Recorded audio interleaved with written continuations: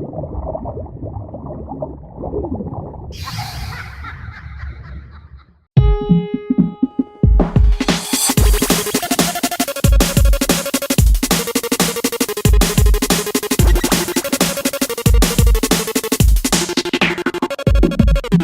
Jellyheads, welcome to another episode of Last Corner at the Arcade, show that brings you a bi-weekly dose of gaming goodness. We're your hosts, Lucas Wilson and Kevin Wixpot. And today we are reviewing FTL. Advanced Edition. There you go. Oh wait, was I supposed to say at the same time? Well, you filled in the rest, so Okay. that's okay. It's okay. First half, second half, that works. Second half, all right. Yeah. Tag team that. So, this game's been out for 2 years? 2 years or a while at least, Long yeah. time. But since an expansion just came out for it just a week or so ago, it seemed appropriate to give this game a review. Yep. Even though Lucas hadn't played it. I owned it, but I hadn't played it because he's a terrible person. Very recently. This is one of my personal favorites. It's quite addicting. It is very addicting. And I think they really did a good job of releasing additional free content for everyone. It's fantastic. I didn't really know anything about the free content until... I didn't know... I don't know what the differences were until I just read about them. But I do. I've put in a few hundred hours. A few hundred hours? So. All right. I'm still terrible, but... Still terrible. Well, I was reading up about how this game started. It was two guys who worked for 2K Games, and they went to like a gaming convention, and there was like an indie festival part of it, and they were like, these guys are having way more fun than we are. So they quit their jobs and started working on this game. They did like a Kickstarter for it and got way more money than they had anticipated, and then kept shopping it around at different festivals and got lots of hype and grew until it got released in November of... No, wait, no, that's when they said they were going to make an update. September of 2012. September of 2012. Which is a fantastic game. Fantastic. It's supposed to be, it's inspired by their love of strategy, like board games. Yep. So, that's kind of interesting. Like Battlestar Galactica, the board game. Yep. So if you don't know anything about this game, it's basically you have a ship and you're trying to outrun a Federation fleet. It's chasing you down. Other way around. Well, you're right. You're the Federation. You're the Federation running from the rebels, right? Yes. Okay, I can't... Because it's usually in science fiction always like... No, because you fight Federation ships. No, you are the Federation. No, you are the Federation. No. Yes. Then why do you fight Federation ships? You don't. You they fight the catch rebels. No, you fight the rebels. No, the Federation. I was just playing it today, and that's what they were saying. Whenever a rebel... It's like the rebels were the evil people. No. Yes! Yes! We gotta look this up. We have an argument. All right. Because it's the Federation, then. Gameplay. Travel spacecraft belonging to the Galactic Federation, which is on the verge of collapse after losing war with the human supremacist rebel forces. Why do you fight Federation ships when they catch up to you? Well, there's other alien races. Maybe you're getting confused with them. No. They're Federation ships. I don't know how they got them. No idea what you're talking about. I've never come across... Well, you know how if you do you ever go too slow in a sector? Get too caught slow? Yeah. I got really close. I was in like the outer shell of like the thing. If you get caught, you fight a Federation ship. Well, maybe they stole it. Yeah, I'm thinking maybe like they took over the galaxy and took like all of the military might of the Federation at one point. Because they all fight in Federation ships. Or they, like other ships that look like yours? No, they have it's their own. You actually can unlock those ships. It's weird because there are rebel ships that you fight. Yes, there are. And I don't know what you're talking about. They're just different. They're different. I don't know what you're talking about, man. I swear to God. They're in Federation ships. I think you're having a brain aneurysm here. No. You need to go to the hospital. I'm telling you. So, you're running from... Should I just read off the... All right. FTL. You manage the Kestrel and its crew, or you can rename it whatever you want. As you explore the galaxy, strategic real-time combat involves managing power between essential systems and choosing which enemy systems to target. Meanwhile, you control your crew to keep the ship functioning and fight off intruders. The combat is difficult, but being a roguelike game, frequent permadeath is at the core of the experience. While exploring the galaxy, you will encounter a variety of situations requiring decision-making that can result in many outcomes. Since all the events are randomly generated, each player through it will significantly different, which is something I rather enjoyed because when you died, it wasn't like, I have to go through that one thing again. Yeah. It was always different each time. Yep, and I like roguelikes Binding of Isaac is one of my favorites. So this kind of, I mean, they're not even close to the same, but they both have those roguelike elements where you start and you play for, an hour, 2 hours tops in a single playthrough, and then that's it. You either die or you make it. Yep. So there's tons of stuff to explore, tons of secret stuff that you can't even come across in hundreds of hours of play. Like, there's just so much to it. I guess there's a secret race called the Crystals or something like that. Very difficult. It's nearly impossible. to come across, and they were like designed by a Kickstarter person. Yep. So, let's set this up again. You're on a ship, and you're the Federation running from the rebels who are chasing you down. So your goal is to go from sector to sector, essentially star to star. Yeah. Well, maybe not star, but location to location. Transporting a message to your allies at the end of all of these sectors you go through. Yes, and there's 8. You typically, everything's kind of timed by the advance of this wave of rebels, or wave of rebels that are essentially, it forces you to have to advance. So you're trying to visit as many of these locations as possible before you have to leave that sector. That's your goal, because the more you visit, the more scrap you get, which gives you more upgrades for your ship. So the longer you can remain in a sector, the better. And if you fall, too far behind, they'll catch up to you and you have to fight them, and it's usually a very difficult fight, and your only reward is a single fuel, which is never worth it. The whole point of the game is basically go as slow as you can until you get to that final sector where you're actually going to have to fight the, boss ship is what it really is. And, it's a really interesting kind of way to do it, because it tells us a story kind of you go to each location, you have different options. You can play more of like a pirate type, or you can play the guy who's trying to save people, or... And a lot of it is randomly generated outcomes, too. So if you select an outcome, it's not always the same result. Usually there's a certain percentage of, each result. Like when you say you come across a planet and you detect that there's a distress beacon on it, and you decide, do you want to just pass it up or do you want to check it out? And you can check it out, and there's a guy on here, do you want to take him with you? And there can be different outcomes, even to that different outcome, in which either he'll go crazy and kill someone on your ship, or he'll die on the way up, or he'll join your crew, something like that. Yeah. So. And a lot of it is affected also by your ship's equipment. So if, for that specific one, if you have a level 2 med bay, you have a much greater chance of being able to help him out and have him join your crew. Whereas if you don't have it, it's much more likely that he's just going to murder someone on your ship. So, I mean, it's that type of thing where you may not even know what options you have until you get the right equipment unlocked. Whether it's, an upgraded med bay or upgraded sensors or upgraded engine, whatever it is. So that makes it really interesting, because you might come across something that you've already dealt with before, but all of a sudden this new blue option shows up because you have a certain race on your ship, or you just happen to have cloaking, which you didn't have before. There's lots of blue options. Yeah, there's lots of different races, it appears to be in the ship. Some of them are friendly and some aren't. Yep. And you can also hire them. They have different skills and whatnot. Yeah, each race has its own strength. So you have Mantis, which is really good fighters. You have the Rockmen, who can put out fire without being damaged by it. They also are pretty good fighters, but they're really slow, can't repair quick. You have the Zoltan, which are a room, whatever room they're in, they essentially give your ship +1 power. Yeah. And then you just have the NGs, which repair really quick. Yep. And you have humans, which are just humans. They're vanilla. They're marginally good at everything. They don't have strengths or weaknesses. Like the other races are either good at fighting or bad at fighting. It's kind of how it is in most sci-fi games. Humans are just the neutral. Like Mantis and Rockmen, they're really terrible at repairing. And then you have Zoltan and Engineers, which are really bad at fighting. Yeah. And then the final races are the Crystal people. Crystal whatever. I never gotten them because they're super rare in the game. What do they do? I have no idea, to tell you the truth. I've been playing this game hundreds of hours. I forget. I looked it up when I first started playing, and I never come across them. I never have. Gotta be something pretty good. And then you have the new race, which they released, which I can't remember the name of, but they drain oxygen from the room they are in. Yeah, just red. Yep. And with the new content, a new ship got released with an A and a B, and then they released a C version of every ship, except for, I think there's no C crystal. I have yet to unlock a new kind of ship.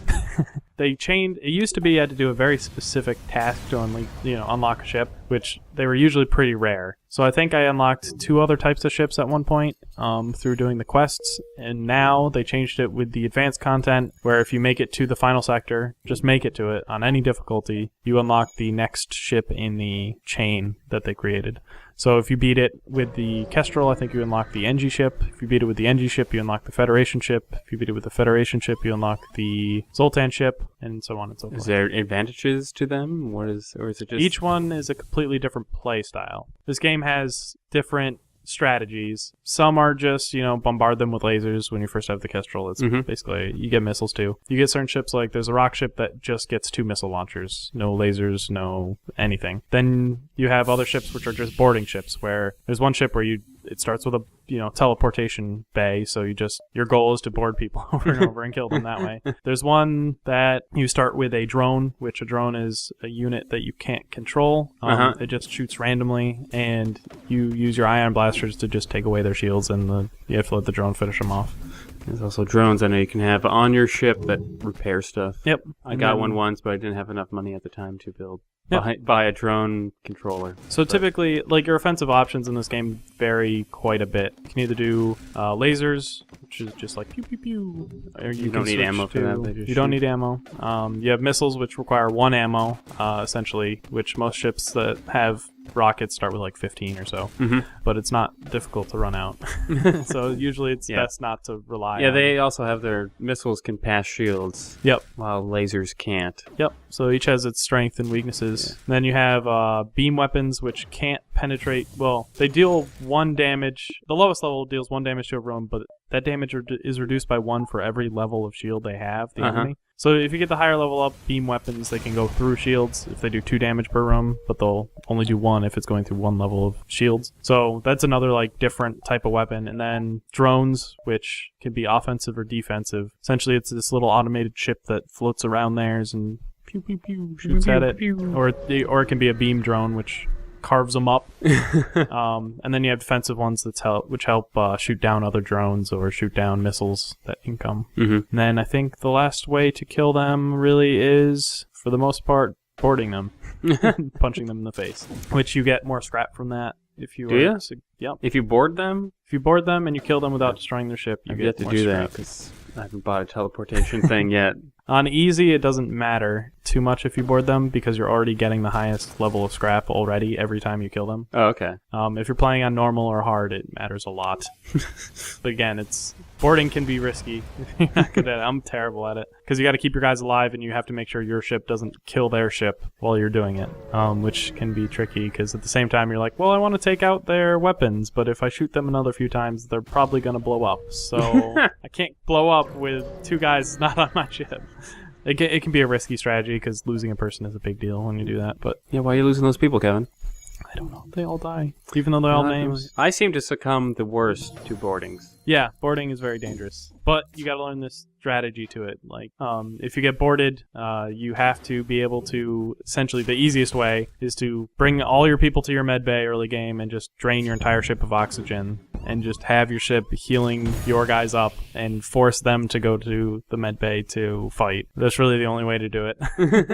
Because there's until you get enough people to actually overpower them, or you have the right fighters, which, unless you have Mantis or Rockman, your fighters are going to be outmatched. So the only way to fight them is in your med bay. Yeah. So it's kind of like those little tricks of strategy that you learn, which is why this game's considered really difficult, because it's not like an intuitive thing where you just think of it and you're like, oh yeah, I do this. Yeah. I remember trying to help out some space station, and then something happened, and all of a sudden the scientists went all crazy or something, and then I was suddenly boarded by 10 guys. Yeah. And I was like, what the hell is good? I'm done. I can't. I'm definitely dead. I'm not going to come out of this. Yeah. That happens often, where you're it's a game where you're I'm getting all the scrap. Look at I'm upgrading my shield. Yeah. Oh man, look at super farm. 4 sectors in, I'm halfway there. And then everything goes to hell. And you get lit on fire, and all your systems are going down, and you're like, oh god, what did I do to upset the universe? Basically.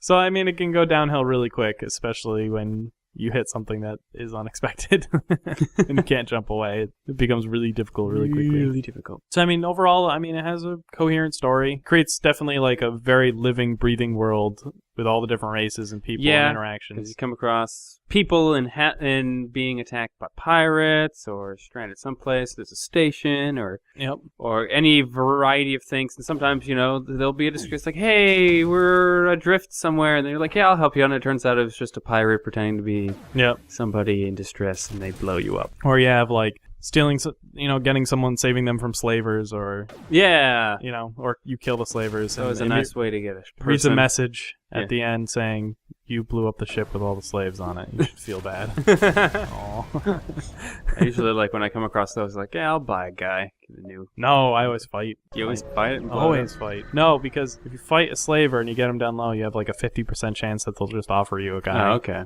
And there's a 50% chance to just blow the thing up.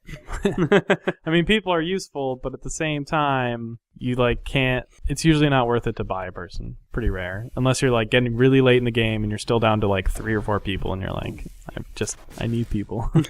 Early game, it's almost never worth it, unless you have a Zoltan ship, because then you start with 3 Zoltan, they each power a room, but one's a pilot, and the pilot doesn't power anything. So it's really important to get an early crew to pilot your ship, so you can use that Zoltan on shields. So that's. Well, how do you jump if the pilot's not? What do you mean? Could have sworn whenever my pilot wasn't in the cockpit, he couldn't jump. You can't. Then if the Zoltans can't. No, he'll be in the room, but you don't get an extra power from it. Oh, because so you want to free him up. You want to free him up for something else. So you have to get another human or human or something. All right. An NG. Okay. That's pretty important for that ship. But so there's a whole bunch of these little nuances that you're hearing us talk about, where when you play, it really depends on what ship you started with and how you're going to play it. Each one is vastly different from the rest, and it makes for a really interesting game where it's I'd like to try this strategy, but you might not have the ship to really do that effectively. I mean, you can try different strategies, but if you have a ship that wasn't naturally built for it, it's a lot more difficult than just going for, if you don't have a Mantis or a Rockman ship,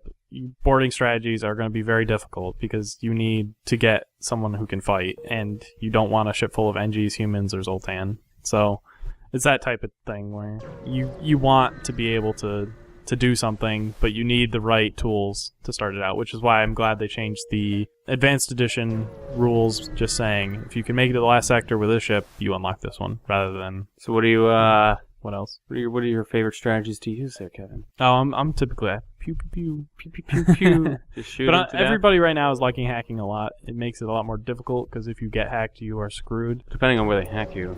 Yeah, but if they hack your weapons, then you just have to wait till you hope that you can. Yeah, you hope last until you can jump out of there. Basically. Which always sucks, or they hack your oxygen is a really bad one. Oh, completely, it drains your ship from 100% oxygen to 30 the first time, and then after that, if they do it again, they can drain you all the way. And so you're just what do I do? So I mean, hacking's very important now, more so than just about anything else. I'd say going against the final boss, hacking is a must if you want to do well. There's a final boss? There's a final boss. Uh-oh. The giant ship? It's a very giant ship. It takes up the whole square that they appear in. And has maybe 6 or 7 guys on board. Oh boy. And it has 4 dedicated weapons rooms. It shoots the different weapons are, I think it shoots 3 or 4 lasers. It'll shoot 3 or 4 rockets all at the same time. I know it's 4 weapons, but I can't remember. Don't think there's beam weapons. I think it's all lasers and missiles, and they just bombard the hell out of you. And they shoot boarding drones at you, hacking at you. He has a cloak, and you have to beat him 3 times. 3 times? Yes. Why? The ship, the way it's constructed, it kind of is in a main hub and then 2 kind of little wing, I guess is the best way to put it. So the first time you fight him, you're going to blow off a wing, and he'll get rid of, I think, hacking and a few one of his weapons. And then he'll decide, on the second way you go through it, he's going to board you with about 5 or 6 guys. Oh. And so he'll be boarding you, and he'll use drones the second time. He'll have 3 drones flying around you at all times, I think, shooting at you, and you'll get boarded at the same time while he's shooting rockets and missiles at you, or rockets and lasers at you. And then if you beat him that time, the third time it comes up, I'm trying to remember. Third time's easier. I'm trying to remember what it is. Oh, he'll have a super shield, and he'll still be shooting rockets and other garbage at you, but with no guys on the ship left. It's really a pain in the ass. We need to beat him.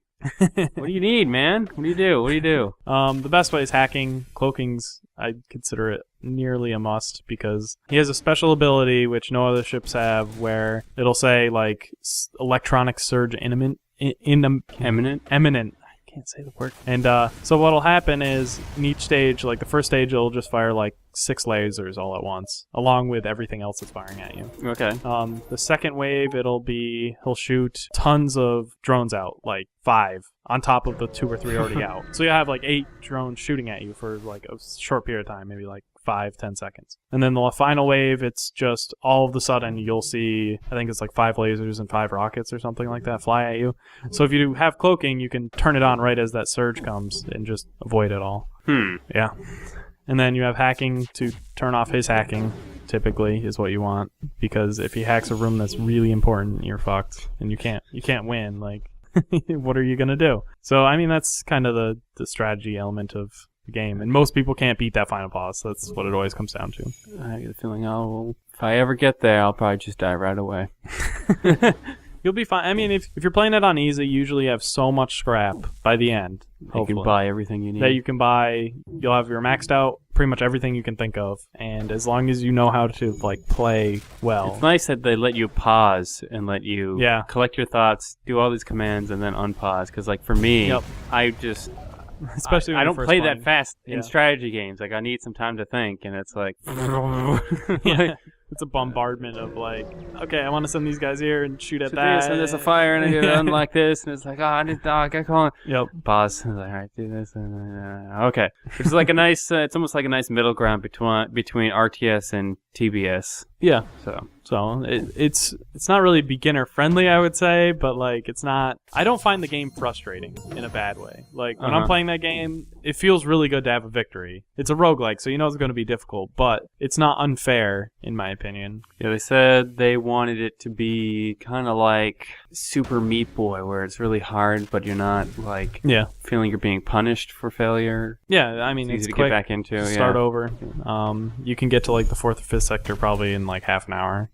And you can easily get to the final boss within an hour. So it's not like, oh, I lost all this time. You know, it's relatively quick. And even with the addition of just unlocking those ships just by making it to the final sector is pretty nice because then it's just even if you blow up. Yeah, exactly. It's like, hey, you made it really far. Here's a reward. Take a ship. You also like there's it's not like there's just straight line. Actually, no. Now that I think of it, I think you do have to beat him. Really? I think you do. Really? Try to remember what do you get by getting to the final sector? I think just it sounds like more no. You sense get something for making it to the final sector. I don't know. Can't remember. You bastard. Because no, it's not making it to the final one. Oh, you unlock the C version of a ship by making it to the final sector with the B version of your ship. That's what it is. You unlock the B version. You got to do 2 achievements for each ship. Each ship has 3 achievements. If you get 2 of the 3, you unlock the B version. I don't know when I got an achievement. It'll pop up. You can also see when you're selecting your like ship in the hangar, it'll tell you what 3 they are. Okay. Some of them are pretty easy, some of them pretty hard. I'd say it's not too bad. So you do get rewarded for making the final sector. But you have to beat them to unlock another full version of the ships. It's kind of cool with the sectors where you don't go this one straight line going to the same sectors every time. There's like this branching pattern that goes all the way through until it all converges back to that one last one. And they're all different sometimes. Like, you know, there's a nebula one where just pretty much you can't see where the hell you're going at all times. And then there's one civilian, and then different systems based on races and stuff that give you different adventures. It'll be pirate controlled, a nebula, or it will be abandoned. And then on top of that, it's each race controlled. So it'll be like Zoltan controlled, human controlled. Well, actually not human. I think it would say civilian if it was human. Civilian, yeah. So there's all these different controlled, and then there's homeworlds. So it'll be the Zoltan homeworld, the Rock homeworld, and those have like special... That's where you usually find the special ships. If you want to just do the quests to unlock the ships as opposed to beating the final boss. But those quests are usually extremely rare, and you have to do everything in the right order, and it's very specific what you have to do to unlock the ships. It's very difficult. You gotta be lucky then. You have to be lucky, and not only that, you have to know what you have to do. If you come across a certain sector, you have to know, if you're looking for the ship, like, I need teleporting, I need a level 2 med bay, and I need cloaking. Like, you might need all 3 to unlock that ship. And then you have to know the correct tree, like, chat tree for it. Usually it's better to look those up ahead of time, honestly, because otherwise, if you get lucky enough to get it, which might be 1 in 100 playthroughs, honestly, you still need to know exactly what to do. And have the right stuff. Now, I just realized we're talking about how this game plays, but we never really discussed what it looks like. Yeah, I mean, it's a top-down game. Like you see your ship from above. Like you see all the rooms from above, and you're like a schematic, and you see little people walking around and doing their thing. And the same thing with the enemy ship. You see inside of their ship from the top down, and you pick little icons for your weapon to shoot at or whatnot to do whatever. And so you select each room to fire at. Yes. And then each of your rooms, it'll either be empty or it has a specific system in it. So it'll either hold your weapons or your engines or your pilot. And it's not a three-dimensional game. It's like a 2D, 2D 8-bit-ish kind of a drawing. It's not like it's Come on, it's 32-bit. 64-bit color. It's not 64-bit. No, but it's using basic colors and stuff. But it's actually welding nicely. Yeah, it has a really nice art style and everything. That was actually one of their. It's like when they got all that money from their Kickstarter, more than they had anticipated. They really went gung-ho on the art and the music. Originally, there was a guy who just kind of donated some music. And they were like, oh, we got enough money that we can pay this guy to do a whole soundtrack. Yeah. And I guess the guy, what is his name? Prunty? Ben Prunty. Or Prunty, I don't know how you just meant. But he, I guess the soundtracks are specifically designed to be able to layer on top of each other based on the circumstances of the battle. Yep. It's kind of nice. And they won like 2 awards, I think, for their music. Yeah. Yeah. Like us. Like us, yeah. Second time you've been on this. The creators had to be sitting there, and they would have been like, okay, we're going to win for, like, level design or something, like game design. Okay, we're going to get the... Wait, we got 2 for music? God damn it! It's nice, but at the same time, damn it! It's not what we did. Yeah, see, that's how it goes. Yeah. For those who don't know, we went to LA. We talked about this last week a little bit. For Highwaymen, which is a series, and Psycho Jellyfish, and the only thing we won was for music. Which is nice, because one of our friends made the music, but at the same time, it sucks. just a recap. So, I think we've covered all the bases for FTL. Yeah. Do you have... we got deep into strategy talk. Yeah. I don't really have a strategy yet, because I feel like I've been playing it long enough to really solidify one You're yet. a newbie. You haven't even made it No, far. Unlike those days when I had a set strategy I knew how to beat you with in generals. Then I actually started playing RTSs, like StarCraft. I'm like, I'm going to beat you, Lucas. Beat you good. I'm pretty slow at them now. I'm playing as often as I used to. Too bad they canceled that recent one. Generals Even though it sucks. online. Yeah. That was in the alpha, and they made it pay to win. Feel kind of bad. Literally. Yeah. Okay, pay this much, and it will decrease the cooldown of this skill. That's what it was. Pay this much to decrease the build time for this unit. Okay, like how? It's terrible. You're awful. And they kept trying to say, it's not going to be pay to win, guys. It's just gonna be... It was the worst pay to win I've ever seen in my life. It was the most blatant pay to win. You can see... Because, like... That's like... You see, like, the EA executives just, like, all telling them what to do on that one. Because you could see originally, like, when you got the game, that... Like, let's say you have a game like... trying to think of it now. Team Fortress 2. You have alternate unlocks of guns, which people could say that's pay to win, but the guns weren't overpowered. They were just different. It made you play the game differently, which was good. That's how I like it. That's how it should be. Just creating a different avenue to play the game in a different way, in a balanced manner, is good. But when you blatantly say, like, can you imagine if they came out and said, pay this much to make this gun deal 10% more damage? Like, no. Like, screw you. I'm not going to do... It's ridiculous. I'm giving you no money. There are other games that already do that? What? That you would get, like, way better weapon than anybody else. I mean, people could argue in Team Fortress 2, but they're all balanced in general. I mean, there's no gun that's, like, so overpowered that... Do you pay for weapons in Team Fortress? Do you... You can get them as random drops, or you can pay money to get more drops, essentially. Oh, okay. So you can choose either way. Or combine weapons to create the weapon you want. Yeah. Exactly. Yeah, man. It's like I've enjoyed the Command & Conquer franchise for quite a while. They ruined it. They blew it all up! And then they made like a weird a weird change when it came to the last Tiberium game. So sad. It was nowhere near the same play style as the other ones. I mean, Red Alert or Generals or anything. It's like, yeah, I think you should try that with like a different, it's blasphemy, like a new type of game to do that. But then they were like, oh yeah, new Generals. And Kevin and I were like, all right, because we love playing Generals, even though certain factions were unbalanced and stuff. But it was a fun game to play. You and your Air Force general. Yeah. Jerk. Yeah, I know. Either Air Force or Screw that. super weapon. I'll would be stealth. beat the hell. Blow Yeah, you up. that's why we would choose random, because then it would be fairer. And then you learned, I blow up every car on the map, and he can't disguise as a car. Aw. My favorite was sending in suicide.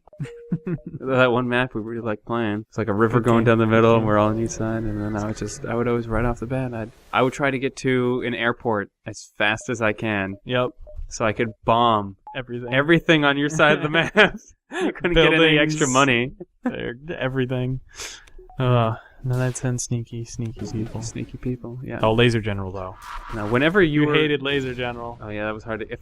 Aurora Bombers. Because if I was the super weapon, or if I was Air Force, they each have a plane that is super fast and super overpowered, and nothing can shoot them down but lasers. Yeah, the Air Force General, because the Air Force General, their planes can shoot missiles down. Yeah. Not a single missile can touch them, which means you can only shoot them down with lasers, which means either you're the Laser General or you have that laser Humvee at least. Yeah. Or you have to bum rush your base before you can get to that point. Yeah. And then the Super One's General, originally when it was designed, she was supposed to have every supposed to have her own she was supposed to have her own nuke, and she was supposed to have her own version of the Scud Storm, which is like a Tomahawk thing. And they were like, well, this is ridiculously overpowered, and they just made it so that her super weapon was more powerful and less expensive. Power was easier to come by, and she had an Aurora bomber, which you can't shoot down coming in easily because it moves too fast. On the way out, it can get shot down. But it has fuel air bombs, which just blows things up in one hit. Okay, everyone, we're gonna leave now and go play Generals. I hope you have a good week. We don't even need to finish this. We just got way off task. So this has nothing to do with FTL. It just has to do... This was our topic of the... Okay, topic of the week, balancing of Generals, which is a 10-year-old game just about. But yeah, we like strategy games. Just wish that... so good. When I heard they changed it from Generals 2 to Command & Conquer Online, I was like... No. What? What is... Okay, maybe. We have a little hope. And it's like... Then I played it, and I was like, oh man, this is bad. Yeah, I played, and it had none of the charm, none of the... Well, it was an alpha, so, I mean, I can understand them not having all the voices right, or the art for each one. But it still didn't... Unforgivable pay to win. And also felt like I was, really limited on, there's lots of stuff you had to unlock, either through paying for it, or painfully long gameplay times. And I'm playing, it's like, I can't build any of these things that I want. It's like all I got is infantry and a light tank, and that's it's terrible. Yeah. Terrible. It's pretty much that across all factions. Didn't they give there was something funny. I think that they changed some things to be a little more politically correct, but the terrorist side, who had slaves as their builders, I will work, and supply getters. I need shoes. I think in the newer game, the new games are I have shoes this time, because they kept complaining about their shoes and everything. AK-47s for everybody. Oh! Such a good game. Even though most Command & Conquer people are like, that's not real, it's not Red Alert. It's not part of the storyline. Doesn't matter. It was awesome. Now it feels like might be Command & Conquer's end for a while. Yeah. Because EA is just we don't want to bother with this anymore. Basically. Well, they can't compete with other RTSs that are way better. Well, if they made a good game instead of trying to focus on the money part too much. I understand the whole point of being a game company is you want to make money making games, but not like that. Well, at least they wasted tons of money developing it. Yeah, they sunk a lot of money. Learned their lesson. Yeah. I feel bad for the people working on it because if I don't because they did a terrible job. Well, I mean, the artists, you spent all this time working on it, and then all of a sudden you're like, none of this is getting released. You guys are all fired. Yeah, I guess. But at the same time, the design direction... The same designers, I guess. Yeah, because that wasn't just a business decision to make it pay to win. That was integral to the gameplay type of... they were on board for this. So, someone should have stepped up and went, this is awful. Yep. So Kevin, we should... go to the reviews. We gotta rate it ourselves first. Yeah. So, who's going first this week? I don't know. You can never go first, can you? Let's see. I've enjoyed what I've played so far. It's good. I'm pretty sure I know. I mean, it's not hard to get a sense of the game after just playing it a few times. Yep. But it is definitely very hard. But it is not Very difficult. It is not too frustrating. It is kind of annoying always having to go way to the back of the beginning. But I suppose that's the nature of the beast. High highs and low lows. I know what I'm giving it. You gave it 5, Kevin? I'm not telling you. It's your turn. Well, if I gave Titanfall a 5, I think I'm going to give this a 5.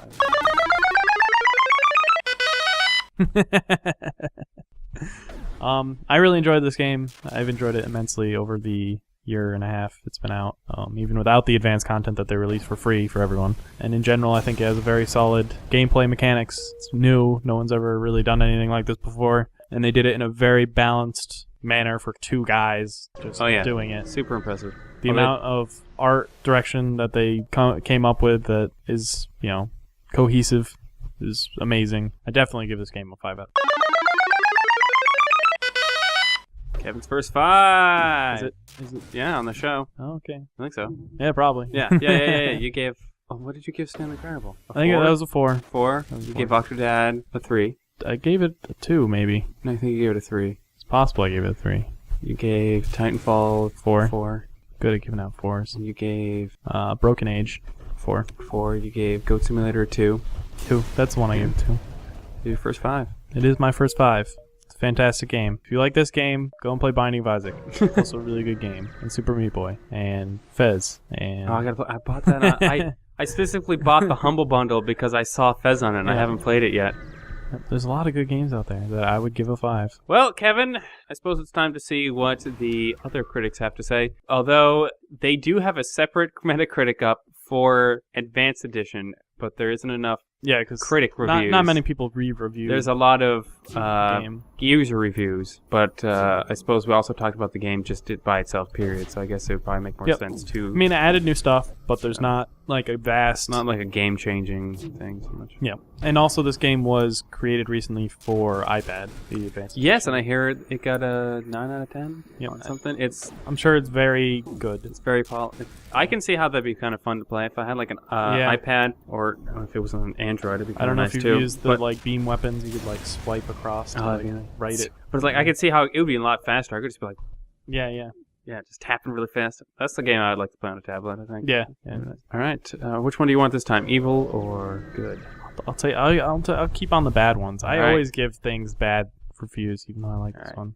So, Edge Magazine gave it a 7 out of 10 because they're awful people. And like Spelunky before it, survival often depends on what you're carrying. And when you happen across life-prolonging ships... Second time you I'm gonna do this again. Let's do it again.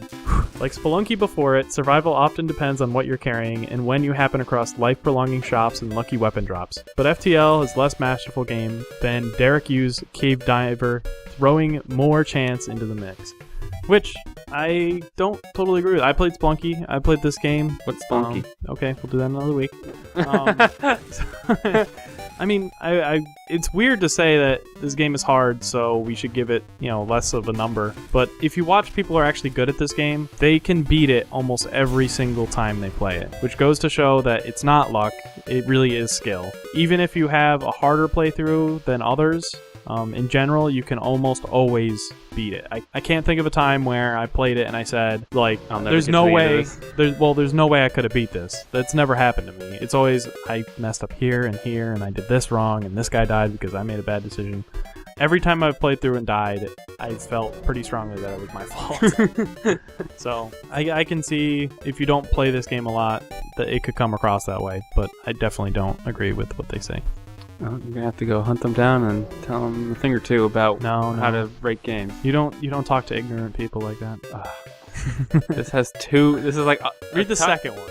Yeah, all right. Okay, all right. Hyper Magazine gives this game a 90 out of 100. Even if it a lot there we of go. it comes. Even if a lot of it comes. You can read a different one. Scroll. There's lots of 90. Even if a lot of it comes down to dice rolling or coin flips, FTL gives the player more than enough control to create a compelling, addictive experience. See, more than enough control. Sounds like you're what I just said. And then Metacritic gives it an overall 84. Which is good. Out of 100. It's a good one. Good one, yeah. And I guess, 41 critics gave it a positive, and 1 gave it mixed. and currently, user score for the expansions is 6.6. Yeah, but you want to read the original one. There's only like 8 people who reviewed the advanced edition. Like, yeah. It's not really. I guess it's just going like, wow, what a disappointment. Having played the original FTL almost hours, I recommend it highly. The advanced edition has so much. Sadly, there's nothing here, guys. It's a broken patch. See? Even for free. I hate my free content. I don't understand why he's pissed. I don't know. Now, there's just some people who just can't be satisfied. Mm-hmm. Yeah. I'd hate to get a new difficulty. He was expecting like some pretty much a sequel. Do you know when the game was first released, they didn't even have a hard mode as part of Advanced? Oh yeah, I read about that. Yeah, so what was it? Was it just easy medium, or was it like titled differently? Easy normal. Easy normal. Okay, that's all it was. Now, if you play if you play it on hard. If you play on easy, it gives you max scrap basically. If you play it on hard, it always gives you min scrap. So that sucks. Whereas on normal, it can vary. You get a chance to get high, low, or medium scrap. Okay. So, that's it for this week. That is it for this week. Well, Kevin, thanks for that coming on the show and talking about this game that you love so dearly. I'm going to go home and make love to it right now. Well, Jellyheads, thanks for listening to this episode of Last Coin at the Arcade. We've been your host, Lucas Wilson, and Kevin Wilson. You said it so quick, I had to say mine quick. Lucas Wilson and Kevin Wilson. You say your name so quick, where you go, Lucas Wilson, and then... What am I supposed to do? I can't say Kevin Wixwad. I said Lucas Wilson. No, I you said Kevin Wixwad. Exactly. It's like you're speaking Japanese. There you go. Yes. If you enjoyed this episode, may I suggest you hop on over to our website at psychojellyfish.com to find this and other podcasts. You can also subscribe to us on iTunes and the podcast at Stitcher. Please rate and review. It really does help with the show. And if you're a fan and you want to help spread the madness, give us a like at facebook.com/psychojellyfish or follow us on Twitter at Jellycast. And finally, you got thoughts, comments, and questions, or perhaps a game you think we should review. Send it our way at email@psychojellyfish.com or leave it in the comments. That was very angry. Please, leave it in the comments. Kevin will please sing to you sultrily like... Ooh, I can't sing. Been a fun one, folks. Doo-wop. Keep it psycho.